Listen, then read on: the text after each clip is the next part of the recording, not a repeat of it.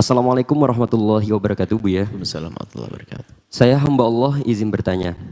Sekarang sedang ramai di media sosial tentang proyek Arab Saudi yang membangun gedung pencakar langit berbentuk kubus dengan nama The Mukaab yang disebut mirip Ka'bah. Bagaimana menurut Buya? Terima kasih. Wassalamualaikum warahmatullahi wabarakatuh. Waalaikumsalam warahmatullahi wabarakatuh.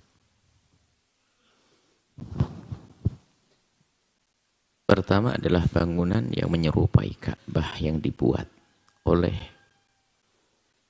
manusia.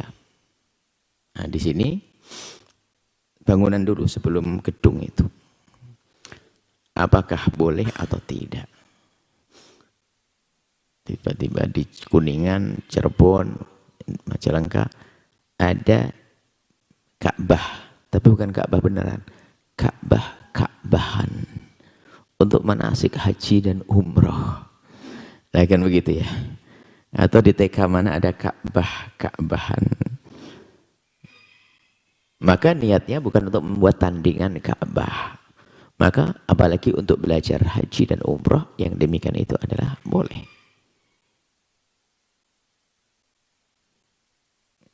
Boleh. Tapi bukan Ka'bah beneran.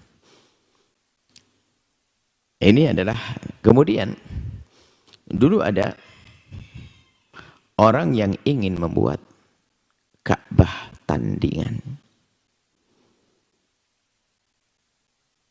Membuat Ka'bah tandingan. Sudah dibuat di negeri Yaman oleh Abraha. Baik, cuman Ka'bah tandingan nggak laku. Sehingga Abraha baru akan laku jika Ka'bah yang beneran dihancurin. Pergilah Abraha dengan pasukan gajahnya ke Makkah. Itu dikisahkan dalam Al-Quran. Alam tara kaifa fa'ala rabbuka bi ashabil fil. Bersama itulah kelahiran baginda Nabi Sallallahu Alaihi Wasallam. Yang jaga Ka'bah siapa? Allah.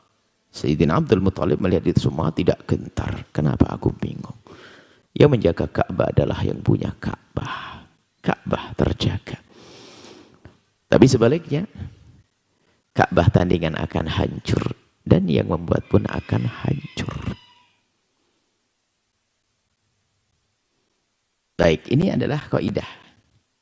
Harus ada gambaran. Kalau membuat Ka'bah-Ka'bahan atau sesuatu yang hanya kotak saja, tidak serta-merta kita katakan itu Ka'bah.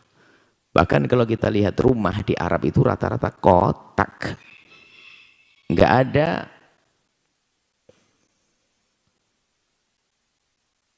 genteng yang melengkung seperti rumah Minangkabau. Atau tidak ada seperti yang ada di Jawa-Jawa, pendopo-pendopo nggak ada. Rumah-rumah di Arab semuanya kotak. Jika dicat hitam dari jauh kayak Ka'bah. Tapi membuat kotak itu kan kebetulan memang gaya modelnya model segi empat. Baik, kemudian bangunan mencakar langit yang direncanakan di Arab Saudi yang kurang lebihnya adalah panjang lebarnya 400 ke atasnya 400 meter. Gedung gagah, bisa jadi terbesar nanti di dunia barangkali seperti itu. Segi empat.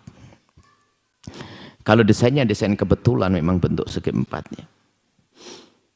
Urusan dari segi pembangunannya ya nggak ada masalah. Cuman kalau terinspirasi, kadang-kadang bisa jadi insinyur awam. Tapi kalau disengaja untuk membuat tandingan kemegahan Ka'bah, maka hancur, lihat saja.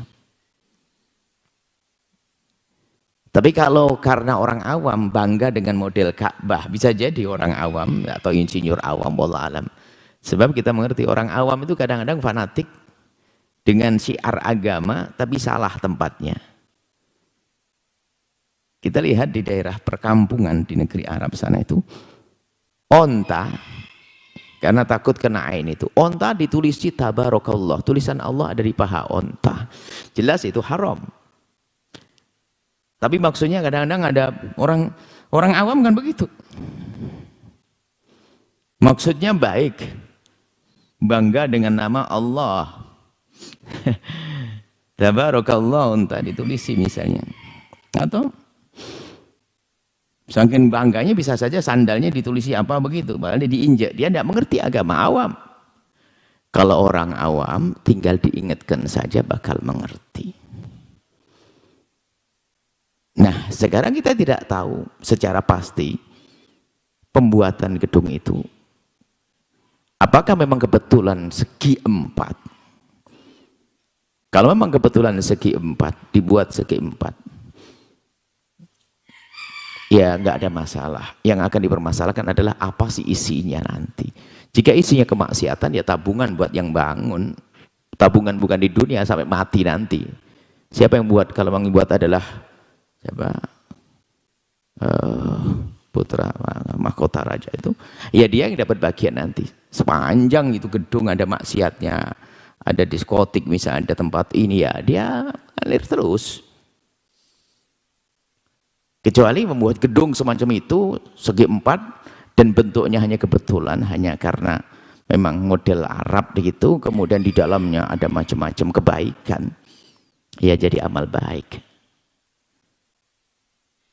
Tapi ingat, kalau memang tujuannya buat tandingan kemegahan Ka'bah, maka akan hancur.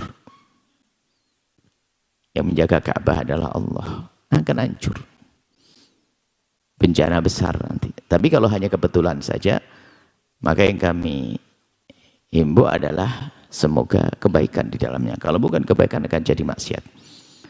Tapi pun demikian, bisa saja kalau menjadi orang cerdas, ya bisa saja agar tidak masuk dalam konflik, ya dibuat beda aja lah. Tidak harus sampai segi 4. Segi 4 memang kalau dilihat kita berada di dalamnya nggak terasa seperti gambar, seperti bentuk Ka'bah.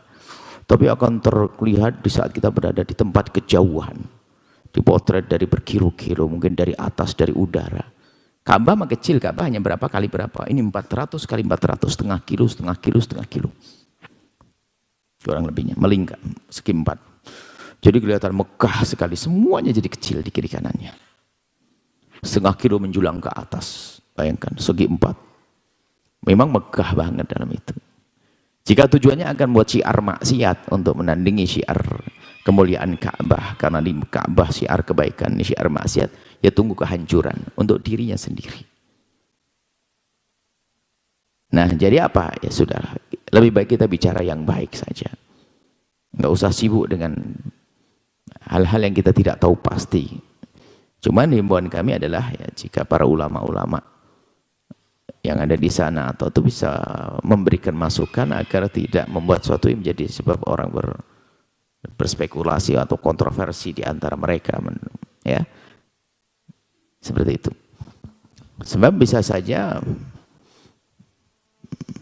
itu memang ada tujuan, bisa jadi tujuan buat tandingan, tapi kalau memang orang awam menganggap bangga dengan Ka'bah, dibuat Ka'bah di dalamnya bentuk kayak Ka'bah, ya lagi-lagi awam.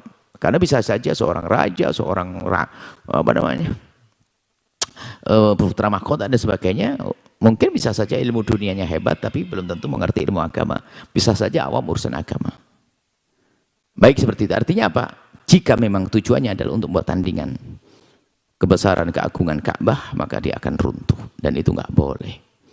Tapi kalau kebetulan saja, ya tinggal isinya saja. Kalau isinya maksiat, ya dosa. Kalau isinya kebaikan, ya dapat pahala. Seperti itu. Jadi tidak perlulah kita sibuk-sibuk untuk berkomentar hal-hal yang semacam itu. Karena sudah telanjur ditanyakan, ya harus dijawab. Ya. Yang kita perlu adalah, ya, karena syiar-syiar muqaddasat atau kemuliaan dalam Islam itu harus dijaga juga. Menjaganya adalah juga menempatkan di tempat yang baik, menggunakan sesuatu yang baik. Contoh saja, kita membuat satu miniatur Ka'bah di Indonesia, tapi untuk judi, ya kurang ajar. Dan gitu. Untuk judi yang kurang ajar miniatur. Tapi kalau miniatur untuk umroh tadi jadi benar. Jadi tergantung penggunaannya Ka'bah. Pertama, tujuan di saat membuat itu untuk apa? Jika untuk membuat tandingan keagungan Ka'bah akan hancur dan itu tidak diperkenankan. Kemudian jika memang tujuannya adalah hanya karena kebetulan saja, nggak ada tujuan yang khusus, maka untuk apa? Jika di dalamnya ada banyak kemaksiatan, maka ya dapat bagian dong yang merencanakan, yang punya usulan, yang semua yang membangun di dalamnya ada bagian daripada dosa. Jika tahu di dalamnya akan tercipta kemaksiatan. Bisa ini proyek iblis begitu. Sampingnya ini Makkahnya adalah program kemuliaan, di Riyadhnya adalah program kemaksiatan. Wah, ini kacau kalau seperti itu. Semoga Allah menjaga umat Nabi Muhammad, baik yang ada di Saudi atau dimanapun mereka berada. Dan semoga Allah memberikan pada kita pemahaman yang benar tentang syiar, tentang keagungan syiar agama. Dan semoga Allah memilih kita menjadi hamba yang bisa memuliakan, mengagungkan syiar. Dan tidak terpleset dalam merendahkannya. Semoga Allah muliakan kita di dunia dan di akhirat. Wallahu a'lam bishawab. Setelah Anda menyaksikan video ini, jangan lupa berselawat kepada baginda Nabi Muhammad sallallahu alaihi wa alihi wa sahbihi wasallam.